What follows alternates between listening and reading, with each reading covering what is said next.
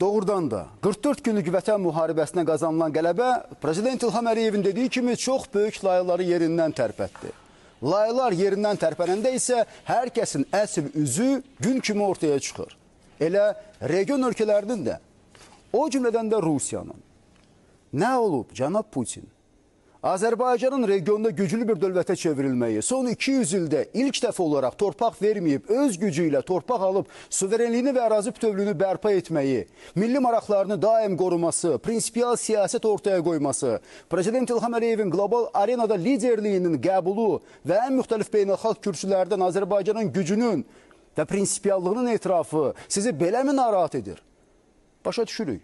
Siz axı öyrəşmişsiniz böyük Rusiyanın zorla öz ərazisinə daxil etdiyi xalqlar üzərində hökmranlığına. İstər Çar Rusiyası dövründə olsun, istərsə də ittifaq dönəmində ali irq Rus xalqı idi. Azərbaycanlılar, Özbəklər, Qazaxlar, Qırğızlar, Türkmənlər və digər millətlərin nümayəndələri isə hər zaman ikinci dərəcəli xalq kimi qəbul olunub. Və bugün hər iki imperiya tarixin zibilliyinə atılsa da düşüncə dəyişməyib, əninə davam edir. Bir zamanlar Stalin başını qaldıranın başını kəsirdisə, özü də NKVD-nin əli ilə, bugünsə Putin haqqını tələb edəni AMON-un əli ilə yox edir, başını kəsir. Necə deyərlər, davam edir 37, daha kəskin, daha ciddi. Amma görəsən rəsmi Kreml və konkret Rusiya prezidenti Vladimir Putin anlayırmı ki, artıq 37-ci il deyil, 2025-ci ildir və bir zamanlar ittifaqın tərkibində olan dövlətlər də 30 ildən çoxdur ki, müstəqildirlər.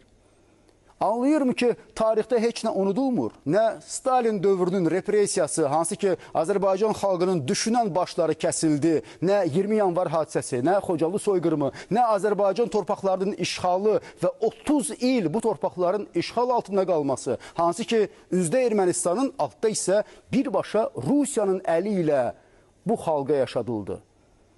Bəli, məhz Rusiyanın əli ilə və Rusiyanın iştirakı ilə.